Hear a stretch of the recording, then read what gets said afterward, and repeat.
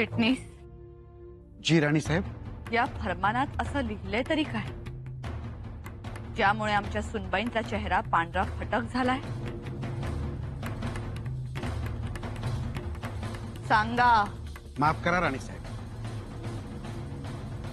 जोपर्यंत फरमानावर कुळमुक्त्यार म्हणून युवराज्ञी साहेबांचा शिक्कामोर्तब उमटत नाही, तोपर्यंत फरमानातला मजकूर सांगता येणार नाही। तेही खरंय।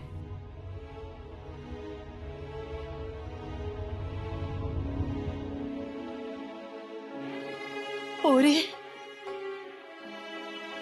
अगं काय झालं येसू? येसू,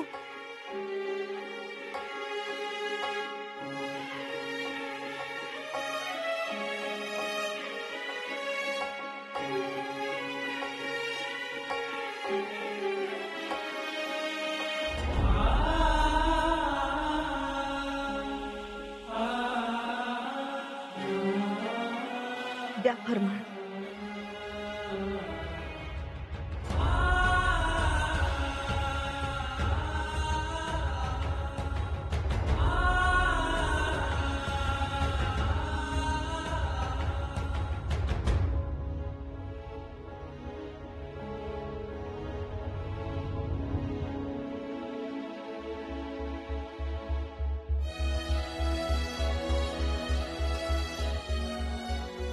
चिटणीस, आमच्या सुनबाई एवढ्या धास्तावल्या, हे फरमान असं आहे तरी कोणाला? महाराजांचं फरमान आहे। फरमान कोणाला आहे? युवराज आणि युवराज्ञींना।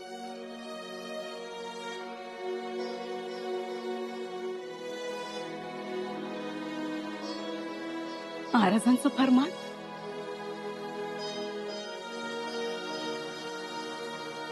पण मग त्यात एवढं धास्तावण्यासारखं काय सुनबाई? माफी असावी युवराज्ञी, शिक्कामोर्तब द्यावा।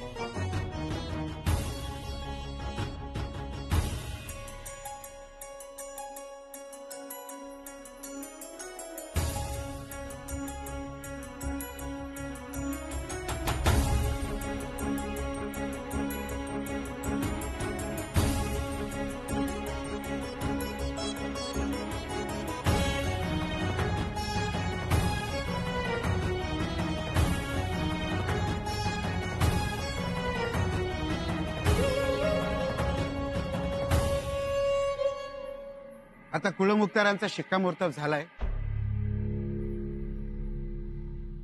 मजकूर वाचू शकता।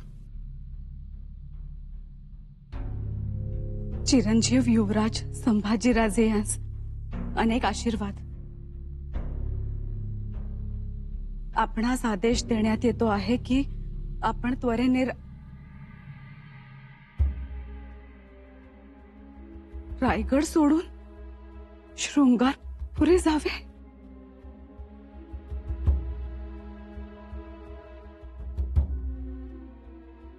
शृंगारपुरी जावे?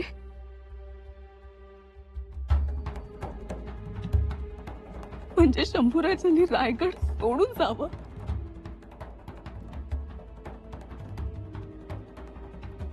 आपणास आदेश देण्यात येतो आहे की आपण त्वरेने रायगड सोडून शृंगारपुरी जावे.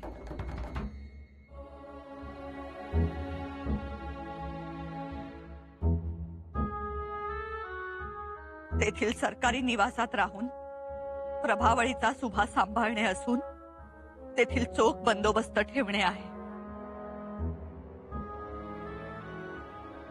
आपल्यामुळे सदर सुभ्याचे आबदान व्हावे, स्वामींचे कार्य नीटपणे पार पडावे व सेवेस तत्पर राहावे.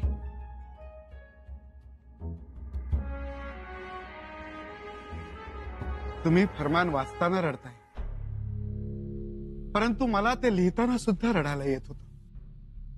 का लिहिलं मी हे फरमान? कसं लिहिलं मी हे फरमान? माफ करा राणीसाहेब, मी चाकर माणूस, पण ज्यांनी मला अन्नाला लावलं, ज्यांनी मला माणसात आणलं, त्या माझ्या परमेश्वराच्या लेकरासाठी, शंभूराजांसाठी आज फरमान लिहावं लागलं. परमेश्वराच्या घरी याला माफी नाही. पंत, आपण मनाला लावून घेऊ नये. मनाचं काय घेऊन बसलाय? काळजाला चटका लागलाय. काय करू सुचत नाही काही. हे फरमान घ्या.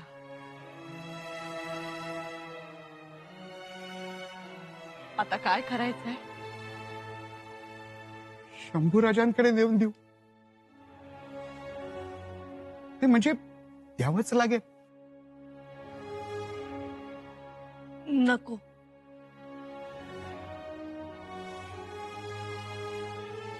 हे फरमान आम्ही देऊ युवराजांना. युवराजनी पण शिरस्त्याप्रमाणे. ज्वालामुखीचा उद्रेक होईल पंत, आणि ते तुम्हाला पेलवणार नाही. मधल्या मध्ये तुम्ही भरडले जा.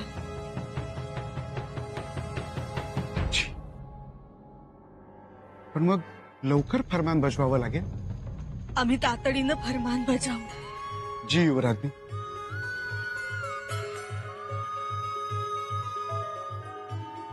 सुनबाई, परंतु हा निर्णय महाराजांनी काय म्हणून घेतला आहे? आम्हाला तर काही कळतच नाही. सुनबाई, तुम्हाला काही ठावे आहे का? आम्हाला सुद्धा याची काहीच कल्पना नाही मातोश्री. युवराजांना आता काय वाटेल? एवढे तर सावरले होते. त्यांची समजूत घातली होती. मोहिमेला जाऊ नये असं महाराज म्हणाले. एवढी मनधरणी केली आम्ही त्यांची. शेवटी त्यांनी पेटता निखारा हाती धरला. पेटता निखारा त्यांनी हातात धरला, पण धक्का आमच्या काळजाला लागला. त्या धक्क्यातून आत्ता कुठे सावरत होते, तर आता पुढे हे वाढून ठेवले. आम्हाला तर म्हणाले रायगड तर रायगड, हीच संधी समजतो आम्ही. आम्ही रायगडावर राहून आबासाहेबांना पराक्रम गाजवून दाखवू. लहान असताना औरंगजेबाचं फरमान आलं होतं.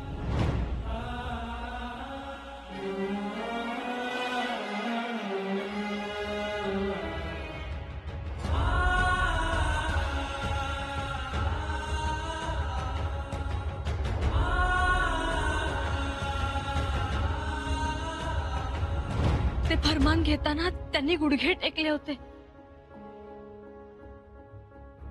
पण ते डाग जाम्यावर तसेच होते. हा अपमान सहन झाला नव्हता युवराजांना. तो जामा अजून जपून ठेवलाय ना त्यांनी. हो मातोश्री, अजून त्या जाम्यावरचे डाग तसेच आहेत. पण आता या सगळ्यामुळे त्यांच्या मनावर जो डाग पडेल त्याचं काय? आम्हाला तर काही सुचतच नाही. सोन्यासारखा रायगड सोडून त्यांनी शृंगारपुरी जावं. आणि कसला सुभा. सुभा सांभाळण्यासाठी तिकडे सरदार कमी आहेत का? सुनबाई,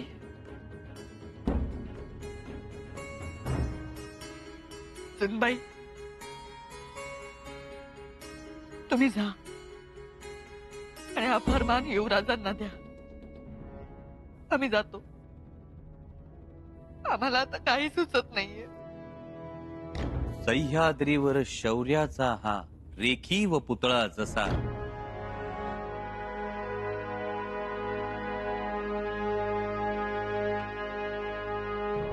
स्वराज्याच्या छातीवरती रायगडाचा ठसा माझ्या रायगडाचा ठसा. हे काय? आपण सर्वजण आमच्या महालात असंच आलं होतं. मामासाहेब आपणही. आम्ही काय म्हणतो? आम्ही काय म्हणतो? असेच आले असते तर मामासाहेब एवढा वेळ राणीवशासमोर थांबले नसते. नाही, तुमच्याकडेच काम होतं. हो हो, बोला. तुम्ही काय म्हणत होता? रायगडाचा ठसा. हो, सह्याद्रीवर शौर्याचा रेखीव पुतळा जसा स्वराज्याच्या छातीवरती रायगडाचा ठसा माझ्या रायगडाचा ठसा. बुरुजावरती ऐकू येतो भगव्याचा फर्रार. लख चमकते आणि दिपवते बुलंद भवानी तलवार. अंधार भेदण्या रयतेचा हा देई तेजाचा वसा. रायगडाचा ठसा माझ्या रायगडाचा ठसा. आवडलं काव्य? हो. सहज सुचलं. त्याच्यावर संस्कार करायचेच अजून. अहो मग करा. कसं ना, रायगडावर काय लिहावं आणि किती लिहावं असं होऊन जातं आम्हाला. आबासाहेबांनी मोठ्या विश्वासानं त्याच्या माथ्यावर 32 मन सोन्याचं सिंहासन ठेवलं आणि सबंध मराठी मुलखाची मान उंचावली. होय ना मातोश्री? हो. हा रायगड एकीकडे आम्हाला इतिहास पुरुष वाटतो, तर दुसरीकडे ज्याच्या अंगा खांद्यावर मुक्तपणे खेळावं बागडावं असा सवंगडी वाटतो. त्याचे बुरुज त्याचे चिरे आमच्याशी हितगुज करतात, आम्हाला साध घालतात. म्हणून या रायगडाच्या कुशीत झोपणं म्हणजे स्वर्ग सुख. साहेब, गडात गड रायगड, बाकी सगळ्या गड्या काय.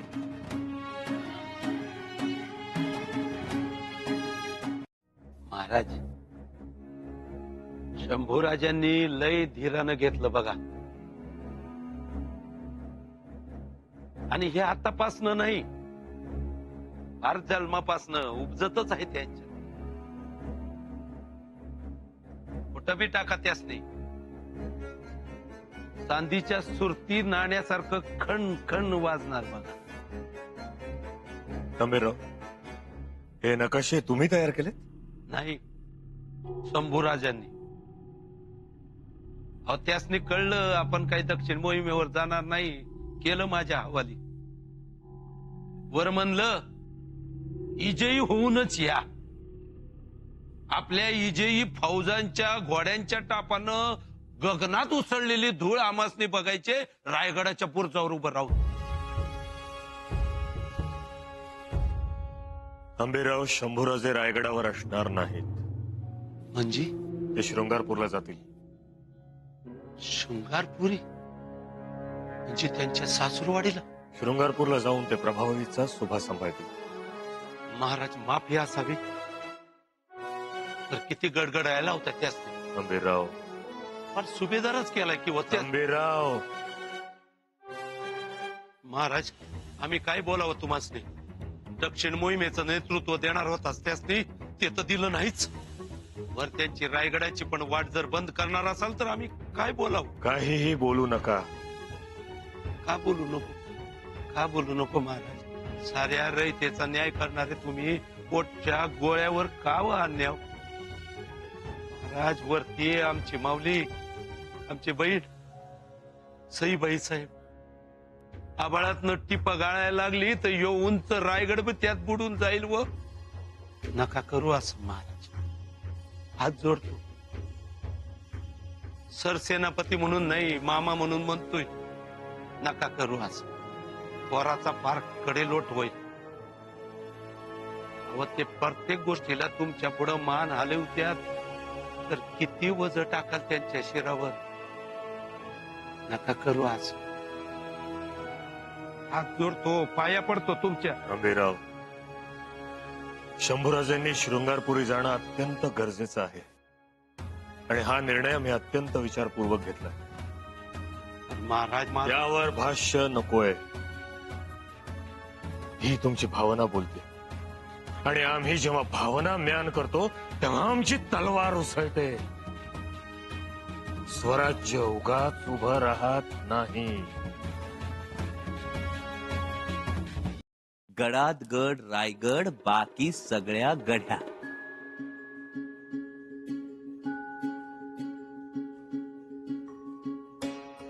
तुम्ही आमच्या काव्याबद्दल काहीच बोलला नाही युवराजनी.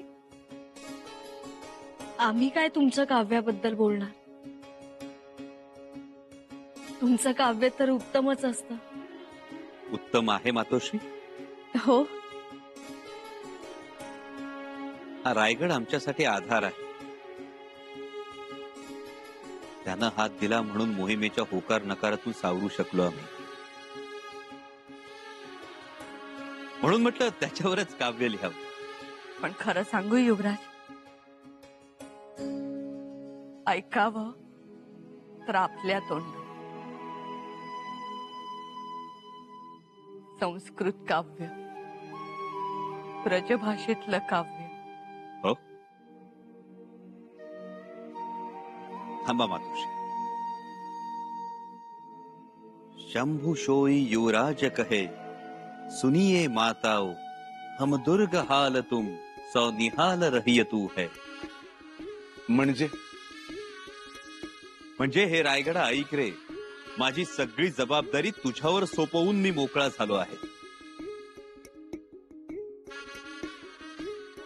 छान. खूप शीघ्र बांधलाय तुम्ही.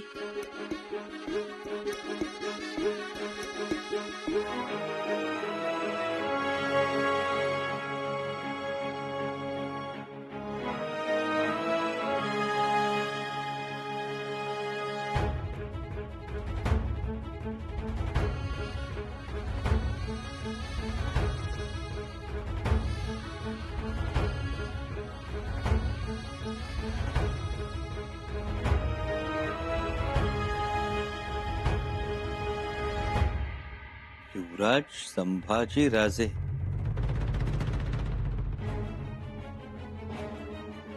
फरमान आमच्यासाठी.